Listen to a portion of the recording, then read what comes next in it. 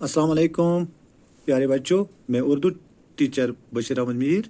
तारीख 17/4/2021, जमात 7वीं, मजमून उर्दू, मौजू माहौलियाती तवाज़ुन क्यों और कैसे।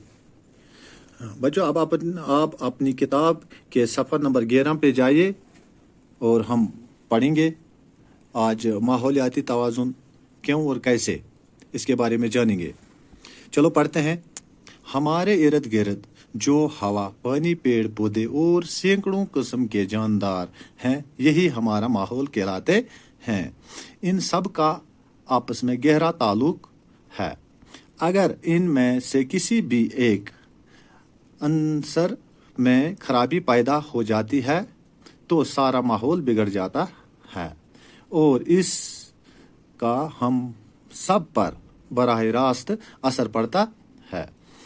क्या आपने कभी गौर किया है कि आज कल मुख्तलिफ किस्म की बीमारियां क्यों वबाई सूरत इख्तियार कर गई है? कैंसर की बीमारी क्यों इस कदर आम हो गई है? दिल के मरीजों की तादाद क्यों बढ़ गई है?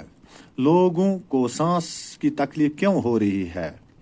मौसमों का चलन क्यों बिगड़ गया है? गर्मियां क्यों शदीद हो गई हैं?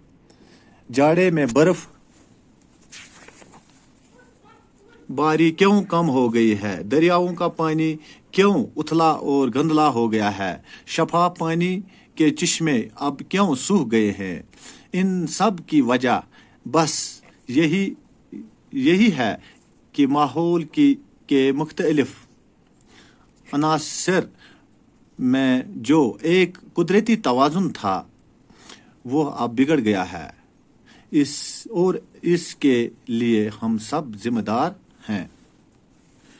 बच्चों, यहाँ पे कुछ नए अल्फाज और इनके माने हैं। चलो देखते हैं। ये बराह रास्त हो गया सीधा, चलन हो गया चाल, वज़ा या रफ्तार, उथला हो गया कम गहरा, गंदला हो गया मेला या गंदा या गलीज, शफाफ हो गया नहायत साफ जिसमें आर पार नज़र आता हो, जैसे चश्मे का पानी। तो ये आज का सबक था। इंशाल्लाह कल हम इससे आगे पढ़ेंगे। तब तक के लिए खुदा हाफिज़।